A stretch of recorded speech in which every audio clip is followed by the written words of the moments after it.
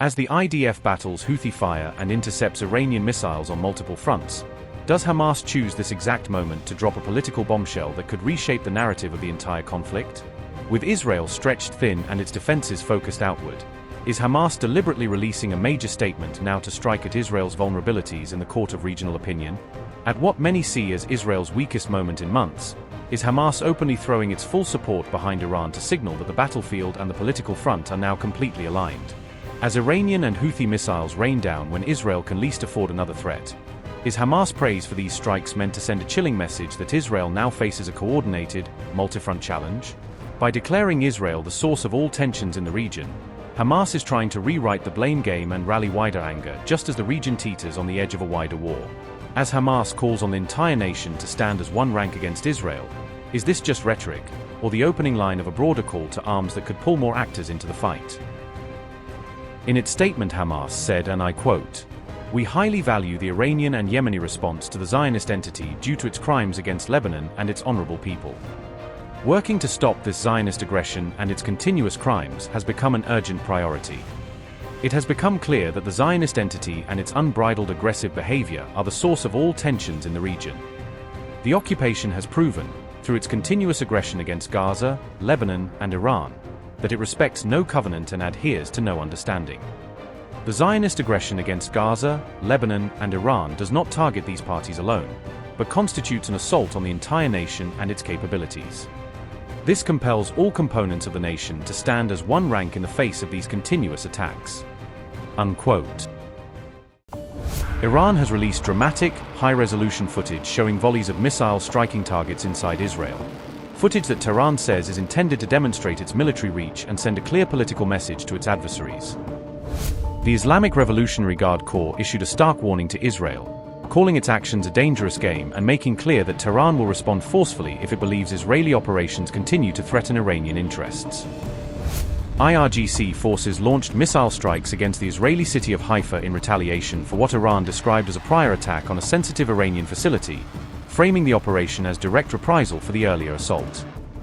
Iranian commanders said the strike on Haifa was deliberately designed to mirror the damage done to industrial sites in Emar Shoawa, signaling that Tehran can replicate the impact it suffered and will exact equivalent measures. Israeli officials have warned citizens and international partners that additional missile launches from Iran could be imminent, urging vigilance and preparing emergency response systems across the country. Air raid sirens blared across multiple Israeli cities as early warning systems detected incoming missiles launched from Iranian territory, prompting widespread sheltering and heightened alert among security forces.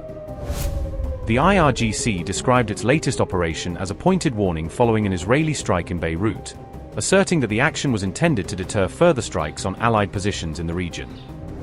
Iranian officials publicly warned against any future attacks after the Beirut operation, saying that continued aggression by Israel or its proxies would invite stronger and broader retaliation.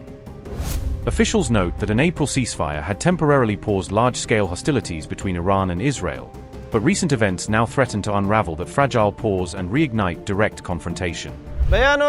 In line with confronting the American and Zionist aggression against the axis of jihad and resistance in Iran, Palestine, Lebanon, Iraq, and Yemen, and in rejection of the Zionist project seeking to establish what is so-called Greater Israel under the name of the New Middle East, and in our endeavor to break the unjust and oppressive siege imposed by the American enemy on our people and the free and day peoples of the Axis in Lebanon, Gaza, and Iran, and based on the principle of unified front and confronting enemies, and in response to the Zionist aggression against Lebanon, Iran, and Gaza, the Yemeni armed forces launched a missile barrage targeting sensitive Israeli enemy targets in the occupied Jaffa region.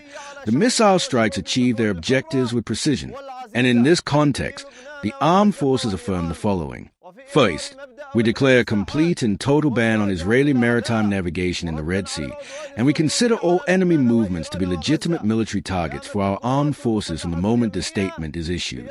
Second, we affirm that we will respond to escalation with escalation, and our military operations will intensify in accordance to the field developments, the battle, and in conjunction with the axis of jihad and resistance. Third, we affirm the right of our people and the peoples of our free nation to confront the American-Israeli aggression. We will not stand idly by in the face of the unjust siege imposed on our people and the peoples of the axis of jihad and resistance in Palestine, Gaza, Iran, Lebanon, and Iraq. All the enemy's attempt will fail, Allah's willing, and our operations will continue as long as the aggression and siege against us and the axis of jihad and resistance persist. Just days before the latest attack, President Trump delivered an emphatic do-or-die warning, using strong rhetoric to urge decisive action and signal the political stakes for leaders involved in the escalating confrontation.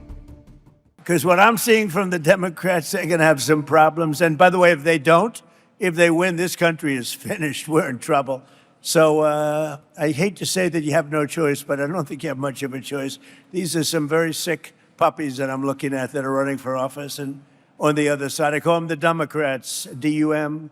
You take out the B. A lot of people don't know dumb has a B. You take out the B, and you change the E, you put the U, and you have a Democrat.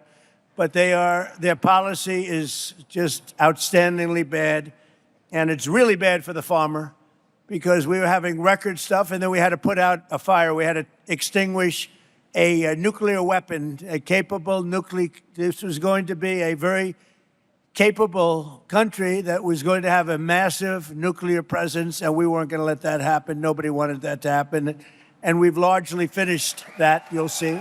One way or the other is finished. It's either finished with a piece of paper or finished a more difficult way, although you could say a much easier way. As you know, with Iran, they have no navy.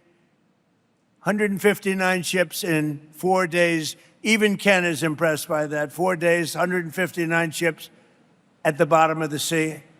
Not that we like that, but that's the way it is. And the blockade is unbelievable. There's never been a blockade like that. The Navy is...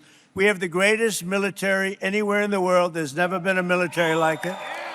And that's why the midterms are coming up. And I hope you people are really spiritized because we're at a point, we're going to come out of Iran very quickly, and it's going to be very strong, one way or the other, whether it's a piece of paper or the very tough way, okay? The very tough way is maybe the easier way. But we're going to come out, and your fertilizer prices are going to go way down, just like they were 4 months ago. Your fertilizer's down, your energy's down, your oil, your gas is all coming way down. And frankly, I thought it would go much higher than it did. I thought, frankly, that gasoline would be much higher than it was. I was in Iowa, another place I like a lot, and it was just before we started the excursion to Iran. And we passed gas stations. It was $1.85 a gallon. And we're going to get them down to those numbers again very quickly. But as they say in the farming business, we had to take care of business.